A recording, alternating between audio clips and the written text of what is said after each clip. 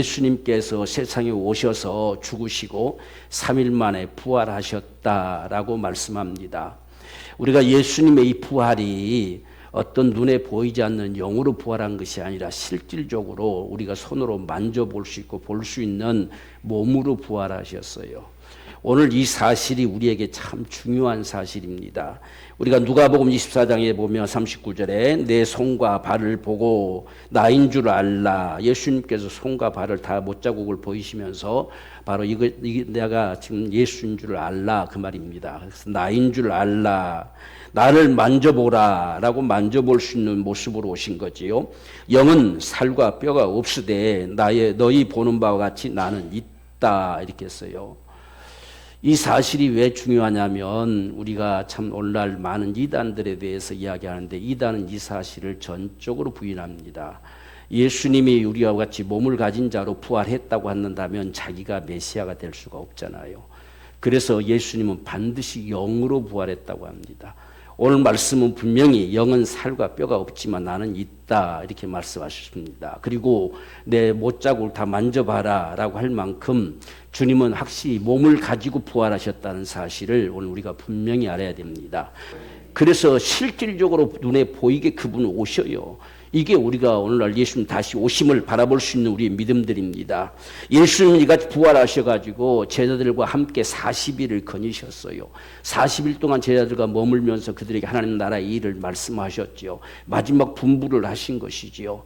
그리고서 하늘로 올려가셨다라고 말씀합니다. 우리가 사도행전 1장 9절 말씀 보면 이 말씀을 마치시고 저희 보는 데서 올려가서 가시니 구름이 저를 가리워서 보이지 않게 됐다. 그러니까 구름 속으로 올라갔다는 이야기죠. 이 사실들을 한두 사람이 본 게 아니고 적어도 500명 이상이 봤어요. 이건 그래서 거짓이라 할 수가 없어요. 지금 이 성경 기록될 이 시점에 지금 사도 바울이 데살로니가 가서 복음을 전하는 이 시점에 그를 모를 자는 아무도 없습니다. 이 500여 명이 넘는 사람들이 보는 데서 하늘 올려갔는데 사도 바울이 고린도서 말한 것처럼 바로 절반 정도는 지금도 살아있다 확인해 보라는 이야기지요. 그렇게 분명한 사실이었다는 이야기입니다. 그래서 하늘로 쭉 올라가는 그 모습, 이 광경을 지켜보고 있었다라고 이렇게 말씀합니다. 그런데 이같이 하늘로 한참 올라가셨겠지요. 구름 속에 가려워서 보이지 않도록 올라갔으니까 그때까지 쳐다봤어요. 그러니 얼마나 이 분명한 사실입니까? 그때 천사가 나타나서 이 제자들에게 말합니다. 사도행전 1장 11절 보면 가로되 갈릴리 사람들아 어찌하여 서서 하늘을 쳐다보느냐. 너희 가운데서 하늘로 올리우신 이 예수는 하늘로 가심을 본 그대로 오시리라. 반드시 예수님은 하늘로 가셨어요. 그러면 예수님이 하늘로 올리셨다는 사실은 천국이 분명하게 있음을 증명합니다. 예수님이 하늘로 올리셨는데 어디 우주 공간에 뭐 떠돌고 계시겠어요? 지금 여기서 말하는 하늘이라고 하는 것은 하나님의 하늘이에요. 공중에 올라갔다는 소리가 아니에요. 하나님의 하늘로 올라가신 거예요. 그래서 지금 하늘로 분명히 말씀하시잖아요. 많은 사람들이 보는 데서 올려갔어요. 누구도 이건 거짓이라 말할 자가 없어요. 그래서 예수님이 하늘에 올라가신 게 거짓이다라는 말이 성경은 한마디도 없어요. 이건 왜? 거짓이라 할 자가 없잖아요. 다 봤으니까. 올려가는 걸 봤어요. 그래서 이같이 지금 하늘로 가심을 본 그대로 오실 것이다 라고 말씀하셨기 때문에 예수님의 이 부활이라고 하고 재림이라고 하는 것은 하늘로서 오시지 다시 또 애기로 태어나가지고 내가 메시아다라고 나타날 자는 없어요. 그건 전부 거짓이에요. 반드시 오시는 그분은 바로 이렇게 모든 사람들에게 보여줄 수 있는 부활로 하늘로 올려가신 그분이 하늘로부터 오시지 다시 땅으로부터 오지 않습니다. 지금 가심을 본 상황은 위로 올려가는 모습을 봤잖아요. 하늘로 올리시는 모습을 봤어요. 그러니까 그 가심을 본 그대로면 그 하늘에서 오셔야지 땅에서 갑자기 나타나가지고 내가 메시아다 이건 거짓이죠. 우리가 계시록 보면 다 땅에서 나타나요. 땅에서 나타나는 짐승이라고 그랬어요. 이건 다 적그리스도고 거짓 선지자고 바로 이런 거짓 선생들이에요. 이건 땅에서 나타납니다. 그러나 하늘로부터 오신 자는 주님이시다는 이야기예요. 그래서 가심을 본 그대로 반드시 오신다. 그래서 모든 사람들이 보게 될 것이다 라고 말씀합니다. 마태복음 24장 30절 말씀 보면 그때에 인자의 징조가 하늘에서 보이겠고 그때에 땅의 모든 족속들이 통곡할 것이다. 그러니까 하늘의 징조가 나타납니다. 주님 오심의 역사가 하늘로서 나타난다는 이야기입니다. 그때 땅은 모든 사람들이 통곡한다는 이야기예요. 왜? 예수님이 거짓이다고 그런 게 어딨냐고 수없는 사람들이 예수를 예면하고 부인하고 이렇게 나갔는데 실제 그분이 성경대로 오신다는 이야기예요. 얼마나 무섭고 겁이 나겠어요. 주님 오실 때는요, 믿고 싶어도 믿을 수가 없어요. 그건 끝날이거든요. 주님 오시기 전까지만 믿을 수 있는 기회예요. 주님 오시면 모든 게 끝나버려요. 그때는 울고불고 아무리 해도 믿을 수가 없어요. 믿어지지도 않습니다. 그래서 통곡할 수밖에 없어요. 이 세상은 통곡하게 된다는 이야기예요. 또 그들이 인자가 구름을 타고 능력과 큰 영광으로 오는 것을 볼 것이다 했습니다. 반드시 예수님이 오신 것은 눈에 보여지게 오십니다. 눈에 안 보여지게 살짝 나타나서 나다고 하는 건 전부 거짓이라는 이야기예요. 볼 수 없게 오는 것은 전부 거짓이에요. 반드시 보이게 오십니다. 그래서 볼 것이다. 반드시 내를 볼 것이다. 어떻게? 그러니까 반드시 주님이 오실 때는 구름 위에 나타나십니다. 그러니까 하늘의 징조가 보인다는 이야기예요. 이 사실을 모든 사람들이 볼 것이다. 그리고 땅은 통곡할 것이다. 이게 진실이었구나. 예수 믿어야만 한다는 사실이 진실이었구나. 예수님이 정말 인생들을 구원할 자였구나. 이게 진실이었음을 알고 통곡하는 거예요. 바로 이런 일이 반드시 주님 오심으로 말미암아서 벌어질 것이다. 예수님은 반드시 하늘로서 임하실 것이다. 온 천지가 진동하도록 조용하게 임하지 않고요. 하늘로서 오시는 주님이 오실 때는 온 세상이 진동할 거예요. 그렇게 조용하게 그냥 사뿐히 오는 게 아니에요. 예수님 다시 오심의 역사를 데살로니가서 4장 오늘 말씀 16절 말씀 보면 주께서 호령과 큰 호령을 나타냅니다. 그러니까 온 세상 앞에 주님께서 어떤 모습들로 구령을 할지는 잘 몰라요. 근데 분명한 서신은 주께서 호령을 한다는 이야기예요. 예수 믿는 사람들을 향해서는 올려오라 라고 이렇게 부를 수도 있겠지요. 큰 호령 소리가 나옵니다. 그리고 천사장의 소리가 울려 퍼지고 하나님의 나팔이 나팔 소리와 함께 친히 하늘로 쫓아온다. 하늘로부터 오신다. 이게 모든 성경은 하늘로부터 오신다는 거예요. 이게 재림하실 예수, 다시 오실 주님이시다는 말입니다. 그런데 여기서 나팔 소리가 울려 퍼질 것이다 라고 했는데 무슨 하나님이 나팔 들고 다니시느냐. 그런데 성경에 하나님이 임하실 때는 나팔 소리가 분명히 들려져요. 이 사실을 우리가 분명하게 기억해야 됩니다. 그래서 지금 여기에 이 나팔 소리가 울려 퍼지면 하늘로 쫓아 강림하시는데 그리스도 안에서 죽은 자들이 먼저 일어날 것이다. 예수 믿고 지금까지 죽은 사람들이 먼저 부활한다는 이야기예요. 죽은 사람들이 먼저 부활할 것이다. 그리고 오늘 우리가 주님 오실 때까지 살아남아 있다면 우리는 어떻게 될 것이냐라고 하는데 우리는 살아있는 채로 순식간에 부활하는 거예요. 순식간에 이 썩어질 몸이 사라지고 썩지 아니할 몸을 순식간에 바꿔서 입는 거예요. 이런 모습으로 순식간에 호련이라는 말입니다. 이 고린도전서 우리가 15장의 말씀 보면 호련이 마지막 나팔 소리가 울려 퍼지면 호련이 변화된다는 이야기예요. 순식간에. 그러니까 우리는 살아있으면서 부활을 경험하는 거예요. 그러니까 우리 옛 몸은 순식간에 사라져버리고 우리가 부활해야 한다는 이야기예요. 그래서 죽은 자들은 먼저 주님 오시는 순간에 다 부활하는 거예요. 그래서 죽은 자들이 먼저 일어나고 그 다음에 우리가 호련히 변화되어서 공중으로 다 끌어올려갈 것이다. 이렇게 말씀하고 있습니다. 그래서 데살로니가서 4장 17절 말씀도 보면 공중으로 끄집어 올려서 주와 함께 그때부터 우리는 주님과 함께 실제로 영원히 거합니다. 그러니까 믿지 않는 자와 믿는 자를 구별하십니다. 완전히 구별시켜버리는 거예요. 그래서 믿는 자들이 다 공중으로 끄집어 올라가면 그 다음부터 세상은 진멸하는 거예요. 이 사실을 오늘 저와 여러분이 분명히 알기를 원합니다. 그래서 이 나팔 소리가 반드시 들려질까라고 하는 것은 우리가 구약의 출애굽기 19장 16절 말씀 보면 하나님께서 시내산에 강림하실 때에 모든 백성들이 나팔 소리를 들었다라고 기록하고 있어요.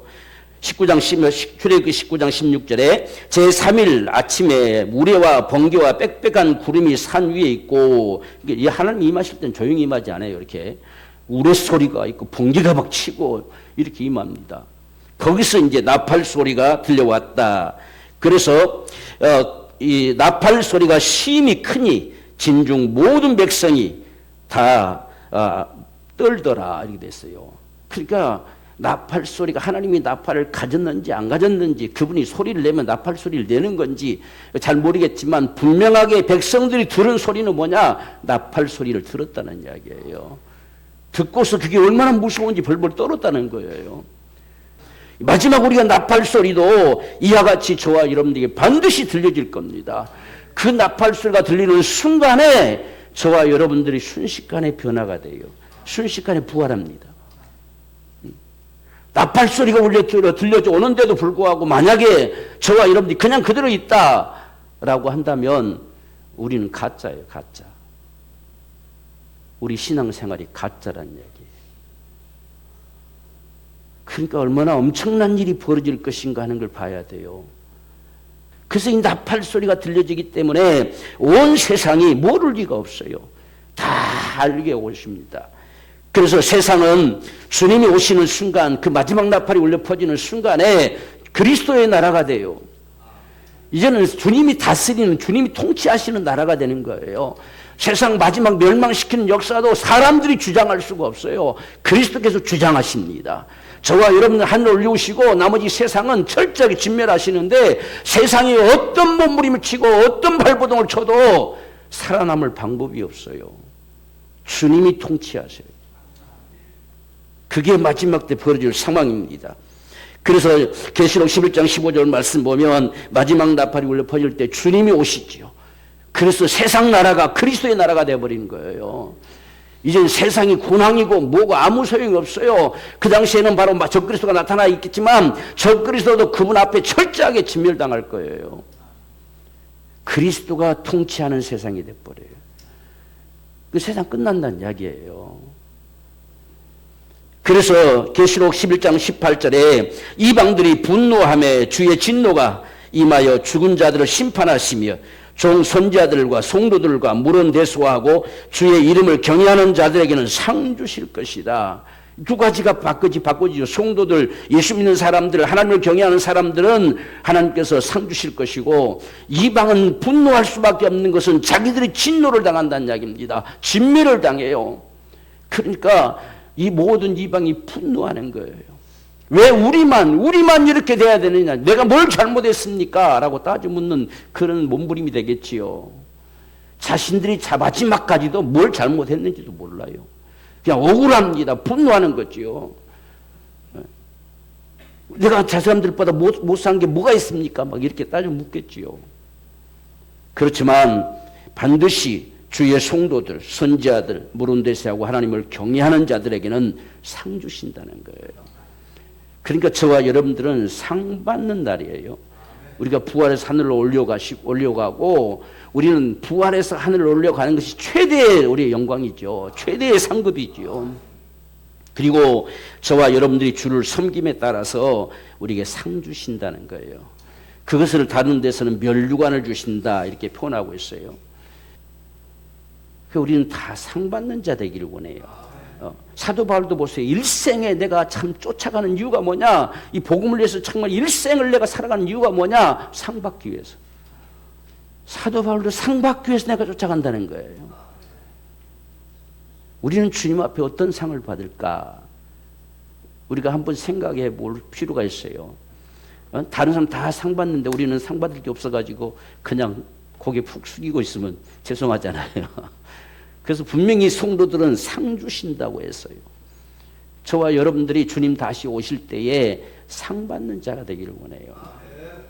그분이 우리를 데리러 오시는 거거든요. 그래서 주님이 계신 곳에 함께 거하게 하시려고 우리를 다 데리러 오셔요. 우리는 이 땅에 이제 삶이 끝나고 천국에 영원히 살아가는 이 삶을 살아가게 될 거예요. 사람이란 존재는 분명히 없어지는 존재로 만들지 않았어요. 이 흙으로 만들어진 육체야 어차피 다시 흙으로 돌아가 버리겠지만 우리는 영원히 이제는 다시 썩지 아니할 몸을 입습니다. 그래서 이건 영의 몸이 되어버린 것이죠. 이건 죽지 않습니다. 영원히 거하게 됩니다. 그래서 우리는 천국에서 영원히 살게 돼요. 그런데 예수 믿지 않는 사람들, 하나님을 예면한 사람들, 이들은 똑같이 그들도 몸을 입게 하나님 만드셨어요. 근데 그건 불못에 던져진다는 이야기예요. 그래서 그곳에서 영원히 살 것이다. 영원토록 고통을 당할 것이다. 이렇게 말씀해요. 그래서 오늘날 우리가 예수 믿고 천국 갑시다 라고 이렇게 전하는 이유가 거기에 있는 거예요. 그냥 이 땅에 살 때에 이렇게 살든 저렇게 살든 똑같은 것 같이 여겨지겠지만 그렇지 않습니다. 숨 떨어지는 순간에 이 사실은 구별돼 버리는 거예요. 그래서 오직 우리가 육체를 가지고 있을 이 동안만이 유일한 기회예요. 정말 예수를 믿음으로 말미암아서 우리가 주님의 마지막 나팔이 울려 퍼지는 순간에 호련히 변화돼서 공중으로 끌어올려가는 삶, 이 영의 몸을 가지고 부활의 몸을 가지고 공중으로 끌어올려가는 이것이 가장 귀한 우리에게 축복이 될 거예요. 만약에 그날에 그러한 역사가 없다고 한다면 그들은 마지막 날에 다시 부활해서 영원한 불못에 들어갈 거예요. 이 사실을 세상 사람들이 잘 알지 못하기 때문에 우리가 전하는 이 복음을 우습게 여기는 거예요. 정말 예수 믿고 천국 가야 됩니다. 예수 믿고 우리 천국 갑시다. 이런 이야기를, 이 복음을 전하는 이야기들을 우습게 여긴다는 이야기예요. 바로 그러한 세상은 통곡할 것이라 했잖아요. 땅을 치며 통곡합니다. 그때 누가 내게 와서 말해줄 때 그때 믿을 걸, 땅을 치며 통곡하는 그날이 되는 거예요. 그래서 오늘 저와 여러분들은 정말 우리가 예수를 믿고 주님께서 나 있는 곳에 너희도 있게 하리라 말씀하신 그대로 우리도 다 천국에 영원히 거할 수 있는 오늘 저와 여러분의 삶이 되기를 원합니다. 여러분, 절대로 인생은 죽음으로 끝나지 않는다는 사실을 알아야 돼요. 죽어버리면 그만이지 말하는데 그만이 아니에요. 죽음은 끝나지 않아요. 사람은 영혼이 있단 말이죠. 영혼은 영원히 죽지 않아요. 그래서 이 영혼이 생명을 얻느냐 못 얻느냐라고 하는 문제예요. 생명을 얻으면 천국에 영원히 거할 축복을 얻는 것이고, 생명을 얻지 못하면 영원한 불못에 고통을 당하는 것입니다. 우리가 부활한 몸을 가지고 있어도 오늘 주님 말씀하신 것처럼 만져질 수 있는 몸이에요. 만져진다는 것은 불에 정말 고통을 당할 수 있다는 소리예요. 그런데 영의 몸이기 때문에 타지를 안 해요. 그러니 세세토록 영원토록 고통을 당할 것이다 이렇게 말씀하는 거예요. 여러분, 이 사실들을 한번 우리가 생각해 보세요. 지금 모든 것이 다 진실로 나타나지고 이게 이루어지는데 천국과 지옥이 거짓이 되겠어요? 주님이 하늘로 올리신 것만 봐도 천국이 있구나 하는 것을 볼 수 있잖아요. 또 그곳으로부터 직접 오신다고 한다면 진짜 더 천국이 있음을 확신할 수 있겠잖아요. 진짜 그분이 그 천국에 있구나라고 하는 사실을 보게 될 때에 주님이 벌써 나타나시면 그때 예수 믿겠다고 달려들 수 있는 시간이 없어요. 그때는 예수 믿을 기회가 아니고 세상을 끝내버리는 마지막 심판하는 시간이에요. 그래서 그날이 오기 전에 오늘 저와 여러분들이 예수 믿어야 됩니다. 그게 오늘 우리의 축복이에요. 세상도 이것 때문에 예수 믿어야만 하는 거예요. 끝까지 예수를 고집하고 예매하다가는 땅을 치고 통곡하는 것밖에 없어요. 우리가 계시록 6장에 보면 얼마나 무섭고 두렵든지 차라리 산이고 바위고 이것이 무너져서 나를 덮쳐서 나를 죽여라 라고 할 만큼 그 고통의 몸부림을 치는 모습을 볼 수가 있어요. 얼마나 겁이 났으면 차라리 바위가 나를 덮쳐버리고 산이 나를 덮쳐버리기를 원한다고 이렇게 말하겠어요. 여러분, 이런 일은 그냥 비유가 아니에요. 상징이 아니고 실질적인 사건이에요. 그렇다면 주님은 과연 언제 오실까라고 하는 부분들이에요. 많은 사람들이 주님 언제 오실는지 알지 못한다. 그래서 언제 오실까? 온다는 말은 수없이 하지만 지금도 안 왔다. 이런 여러 가지 말들을 하는데 성경에는 그날과 그 시는 아버지만 아신다는 이야기예요.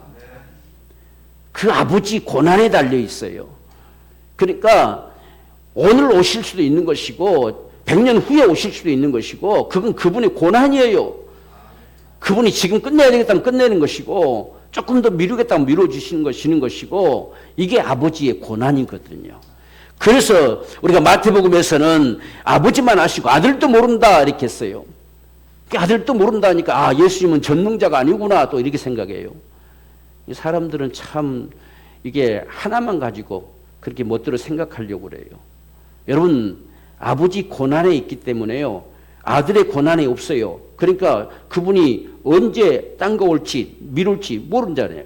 그러니까 아들도 모른다는 이야기예요. 아버지 고난에 있기 때문에. 이건 아버지의 고난이에요. 그러니까 언제 딱 몇 월 며칠 날 정해놓고 오시는 것이 아니라 언제든지 그분이 마지막 나팔 소리를 발할 수 있어요. 그래서 우리는 오늘 매 순간순간들이 그분 오심을 우리가 바라보며 살아갈 수 있는 우리의 신앙이 되어야 됩니다. 그래서 사도행전 1장 7절로 보면 가라사대 때와 기한은 아버지께서 자기의 고난에 두셨어요. 그게 아들이 지금쯤 되겠습니다 한다고 오는 거 아니에요. 주님은 언제든지 오실 준비를 하고 계시겠지요. 아버지의 고난이 지금 됐다 지금 바로 내려가라 라고 말하면 바로 임하시겠지요. 그래서 아버지의 고난에 있다는 이야기예요. 그래서 오늘날 몇 월 며칠 날 주님 오신다는 말은 전부 거짓입니다. 오늘날 그렇게 말했다가 전부 거짓으로 드러났잖아요. 다 모든 걸 팔고 다 하다가 다시 원위치 돌이켰잖아요. 이게 그러니까 성경이 말한 걸 어기면 다 거짓이에요. 분명히 아버지 고난에 있어요.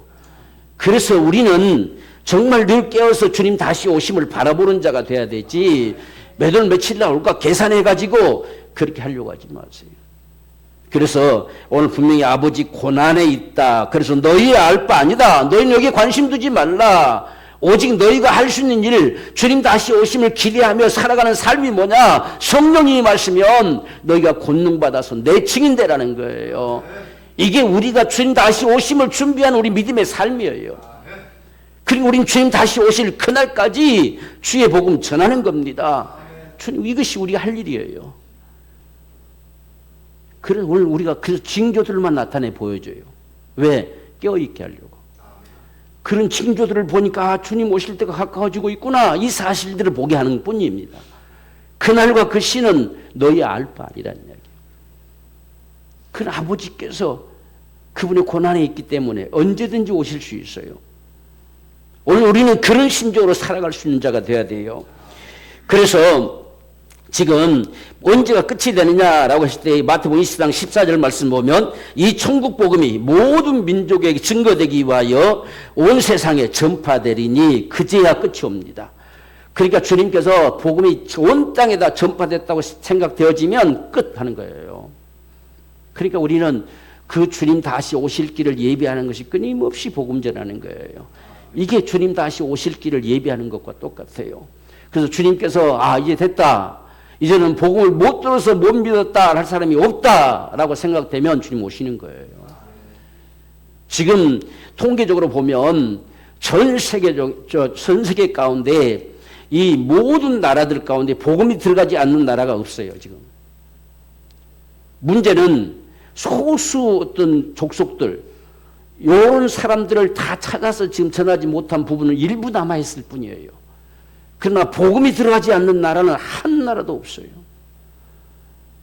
얼마만큼 지금 우리가 가까이 왔는가 하는 걸 볼 수가 있죠. 소수 민족들, 막 산속에 살아가고 이런 사람들 있잖아요. 이런 부족들. 그런 일부 부족들에게만 복음이 전파되지 않은 곳이 있을 뿐이에요. 근데 이 복음이 땅 끝까지 전파되면 끝이 온다는 이야기예요. 그래서 주님 오실 때가 이 날이 오면 반드시 끝이 온다 했잖아요. 그러니까 주님 오실 때가 가까웠다 이런 말을 우리가 하게 됩니다.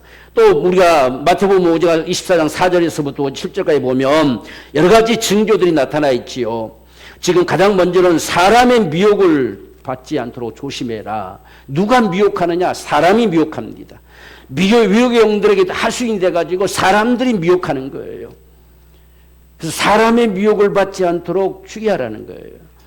그리고 가장 먼저 우리가 이 마지막 세대를 살아가면서 중요한 문제가 뭐냐? 거짓 것에 속지 말아야 돼요.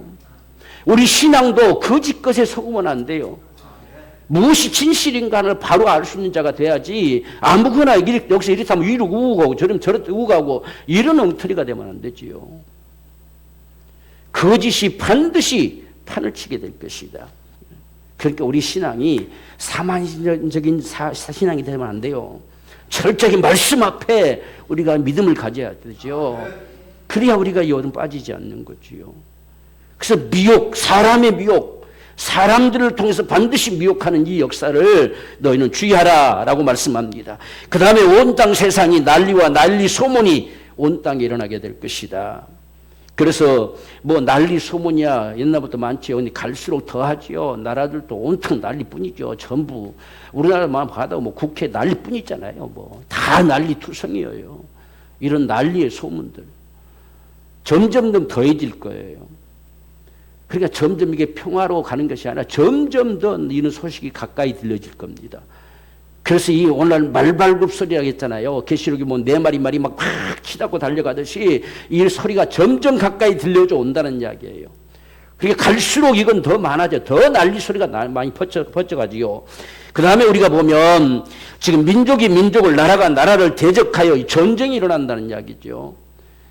그 전쟁의 소문들을 오늘날 지금도 전쟁이 끊임없잖아요. 특별히 중동 전쟁은 항상 성경의 가장 중심부가 되기 때문에 이 중동 전쟁은 항상 주시해서 다들 보는 거예요. 이 전쟁이 조금만 확산되면 세계대전으로 번지거든요.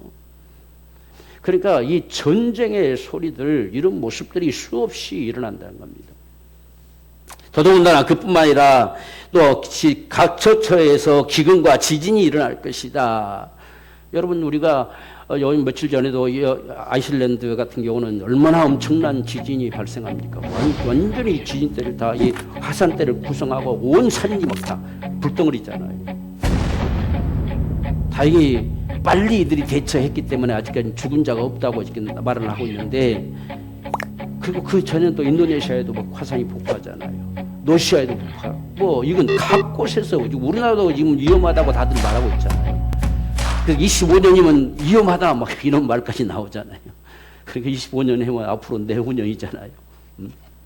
그래서 더 염려하는 사람들도 많이 있어요. 25년 일어나면 어떡하지?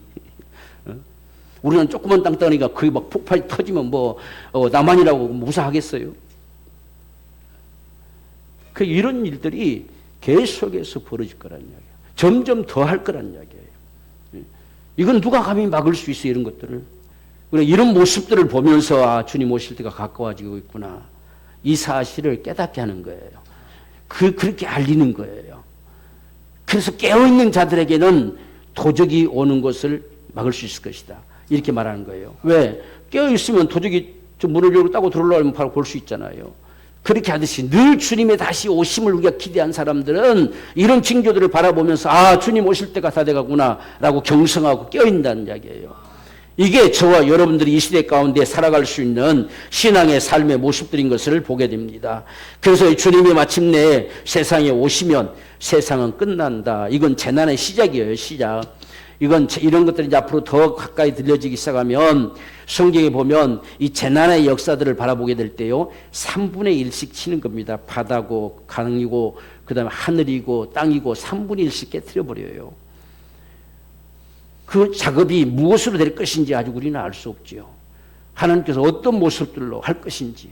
여러분 우리가 지진이 막 땅 쭉쭉 갈라져서 크게 바닷속에 잠겨버릴 수도 있잖아요. 그러니까 그분에게는 아무것도 아니에요. 아주 간단한 모습들이에요. 근데 우리는 하나님이 어떻게 그런 일이 있겠느냐라고 이렇게 말해요. 하나님을 안 믿기 때문에 그렇게 말하지요. 하나님은 이 천지 만물을 만드신 분이에요. 말씀 한마디로 만드셨어요. 그분이 있으라 하시면 있는 거예요. 그렇다면 그분이 불살라져라 하면 불살라져 버린 것이고 없어져라 깨트려져라 하면 그대로 되는 거예요. 아무것도 아닙니다, 여러분들. 근데 성경에 이 첫 번째, 두 번째, 세 번째, 네 번째 이 나팔이 울려 퍼질 때는 그런 일이 벌어진다는 거예요. 그래서 이런 일은 재난의 시작이다, 시작일 뿐이다 라고 이렇게 말씀합니다. 끝은 반드시 복음이 전파되면 끝이 온다겠지요. 그날에 계시록 1장 7절 말씀 보면 볼지어다 구름을 타고 오시리라. 각인의 눈이 그를 보겠고 그를 찌른 자들도 볼터이요 땅에 있는 모든 족속이 그를 인하여 애곡하리니 그러하리라. 여기서 흔히 땅에 있는 자, 이미 그 예수님을 못 박은 사람들, 찌른 자들, 이들도 본다고 하니까, 야, 그건 무슨 거짓말이다. 그건 예수님이 다 찌른 자들 이미 벌써 다 죽었는데, 그들이 어떻게 보느냐라고 하는 건 사람은 죽음으로 끝나지 않는 사실을 모르기 때문이에요. 그 지금 죽은 자들은, 믿지 않고 죽은 자들은 음부 가운데서 다 볼 수 있는 거예요. 그런 찌른 자들도 볼 거란 이야기예요. 그러니까 온 세상 이미 죽은 자들까지 그분을 보지 못할 자가 없어요. 다 본다는 사실이에요. 그래서 모든 족속은 그를 인해서 애곡할 것이다. 통곡한다는 거예요. 이게 주님 다시 오시는 날 실제 벌어질 상황들입니다.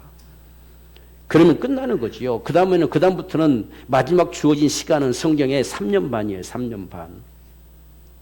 3년 반 동안 세상을 완전히 멸해버려요. 다. 그러니까 우리가 주님 다시 오시는 그날 나팔소리가 울려 퍼진 날로부터 시작해서 세상에 남은 시간은 3년 반입니다. 3년 반. 이게 마지막 세상에 주어진 시간들. 그때 적그리스도가 그날 통치해요.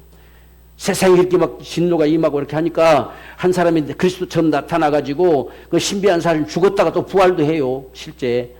그래서 내가 진짜 메시아다 해가지고 사람들을 다 자기를 따르게 합니다.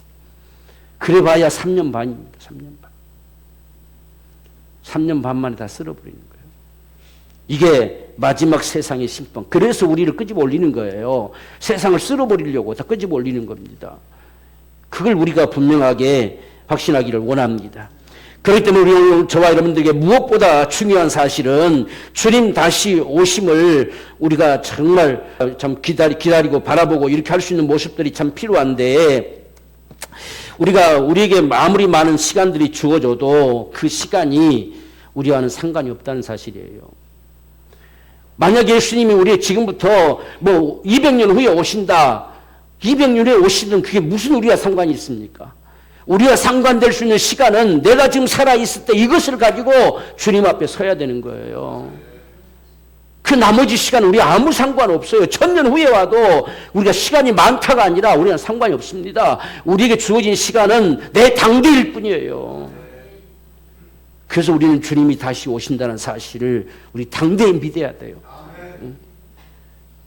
그래야 다른 것을 설 수 없습니다. 우리가 숨 떨어지는 순간까지 살았던 이걸 가지고 주님 앞에 서는 거예요. 그러니까 성경에서 주님 곧 오신다, 속히 오리라 하는 말이 맞습니다. 그렇게 어느 시대고 간에 그렇게 믿어야 돼요. 그래야 우리가 깨어있는 자로 살 수가 있죠. 만약에 초대교회 때 2000년 후에 올 것이다, 아직 멀었네 이라고 살았으면 다 망하지요. 오늘도 저와 여러분 마찬가지예요. 예수님 오시려면 뭐 아직 멀었다 라고 하는 사람은 망하는 사람들이에요. 우리 당대입니다. 그래서 우리가 살았던 이걸 가지고 주님 앞에 서야지 다른 시간이 우리가 없어요. 이 육체를 가지고 살아가는 이 순간만큼만 유일한 기회일 뿐이에요. 그래서 우리는 정말 살아 숨쉬는 이 동안에 예수 잘 믿어야 돼요. 진짜 예수 잘 믿어야 됩니다. 여러분들 한번 조용히 생각해 보세요. 내가 이렇게 믿어서 주님 오시는 날 내가 부활의 몸을 입고 올라갈까? 어쩌면 잠이 안 올지도 몰라요. 겁이 나서. 우리는 신앙에 확신이 있어야 돼요. 진짜 예수 믿는 것이 확신이 돼야 되고 진짜 예수를 잘 믿어야 돼요. 그 건성으로 믿지 말고. 여러분들에게 주어진 시간은 여러분 당대일 뿐이에요. 나머지 시간 나와 아무 상관이 없어요. 지금 우리 살아있을 이것이 유일한 우리의 기회고 이 순간만이 유일하게 예수를 믿을 수 있는 유일한 기회입니다. 마지막 주님의 나팔 소리가 울려 퍼지는 순간부터는 믿을래야 믿을 수가 없어요. 믿어지지가 않아요. 성령께서 이 세상에 없습니다. 저와 여러분들과 함께 성령이 다 들려서 올려가 버린 거예요. 그래서 믿을 수가 없는 거예요. 그렇기 때문에 오늘 저와 여러분들은 이 마지막 나팔 소리가 울려 퍼지기 전에 참 예수 잘 믿는 이 믿음의 삶이 오늘 우리에게 절실하게 필요합니다. 그런 가운데서 가장 중요한 모습이 뭐냐? 모이기를 피하지 말라라고 말씀하셨어요. 히브리서 10장 25절 말씀 보면 모이기를 피하는 어떤 사람들의 습관과 같이 하지 말고 오직 고라여 그날이 가까움을 볼수록 더욱 그리하라. 주님 다시 오실 때가 돼가면 돼갈수록 반대로 말해서 내 인생의 삶의 마감이 다 돼가면 돼갈수록 더욱더 모이기를 힘쓰라는 거예요. 이 모이기를 피하는 건 습관이라는 거예요. 습관. 그래서 모이기를 피하는 습관을 따라가지 말고 더욱더 주님 다시 오심이 가까워질수록 모이기를 힘쓰라는 거예요. 그래서 저와 여러분들은 참 모여서 예배해야 돼요. 모여야 뭘 우리가 하나님 앞에 믿음의 역사들을 가져올 수 있죠. 그래서 모이기를 힘쓰라 이렇게 말씀하고 있습니다. 그 다음에 오늘 저와 여러분들은 기도를 말하고 있습니다. 이렇게 베드로전서 4장 7절 말씀 보면 만물의 마지막이 가까웠으니 그러므로 너희는 정신을 차리고 근신하여 기도하라. 우리가 기도하면요 늘 주님을 부르잖아요. 늘 아버지를 부르잖아요. 그분에게서 떠나지 않는 거예요. 우리가 기도하지 않으면 그냥 살아가 버리거든요. 그러나 기도하면 매일같이 그분을 생각하잖아요. 그분을 우리가 바라보잖아요. 그분의 은총을 구하잖아요. 여러분 우리가 마지막 때가 돼가면 돼갈수록 더욱더 정신 차리고 근신하고 깨어서 기도하라는 거예요. 여러분 기도로 사십시오. 여러분의 삶이 바빠도 언제든지 삶 속에서 우리 기도하면서 살아갈 수 있는 삶이 돼야 돼요. 우리가 꼭 성전에 나오지 못해도 여러분 늘 기도하십시오. 눈을 뜨면 기도하고 정말 움직이는 삶 속에 기도하고 늘 기도하면서 하십시오. 기도가 우리 삶이에요. 삶. 기도가 하나의 어떠다가 행하는 것이 아니고 우리 삶 자체입니다. 그래서 우리가 다 눈을 감고 기도할 수도 있지만 우리 삶 속에도 움직여지면서 끊임없이 주의 도움을 구하고 주의 은총을 구하면서 살아가는 이 기도의 삶. 그럴 때 깨어있는 자가 되는 거예요. 오늘 우리 모두가 더욱더 깨어서 기도할 수 있는 우리의 삶이 되기를 소망합니다. 우리가 마지막으로 볼 때에 지금 베드로후서 3장 11절 12절 말씀 보면 너희가 어떠한 사람이 되어야 마땅하뇨 했습니다. 지금 이 말씀 앞에는 무슨 말씀이 벌어지냐면 이 세상이 다 불살라질 텐데 다 불에 녹아져 버릴 것인데 너희가 이 땅에 살아갈 동안에 새하늘과 새 땅에 거할 수 있는 천국에 거할 수 있는 삶을 살려면 어떻게 해야 되겠느냐 지금 이렇게 묻는 거예요. 그래서 이 말씀 속에서 거룩한 행실과 그랬습니다. 정말 성도답게 살아가야 돼요. 성도로 거룩한 행실과 경건함으로 이 경건이라는 것은 하나님을 경외한다는 이야기예요. 끊임없이 그분을 경외하고 그분 앞에서 두려움을 가지고 참 우리가 진실하게 살아가는 이 삶을 경건하다 하는 거예요. 그래서 거룩한 행실과 경건함으로 하나님의 날이 임하기를 간절히 바라보고 사모하라. 주님 다시 오심을. 오늘 우리는 우리보다 훨씬 전에 19세기의 사람들 그때 전 세계 부흥운동이 일어났죠. 이 엄청난 부흥을 일으켰던 그 사람들 속에서는 눈만 뜨면 오늘 주님이 혹시 오시지 않았을까라고 이것이 그들의 아주 아침 눈 뜨며 하는 생각이었어요. 우리가 흔히 스폴전의 이런 기도들을 보면 주님 항상 기도하다가 마지막 한 가지만 더 물어볼게요. 주님 언제쯤 오십니까?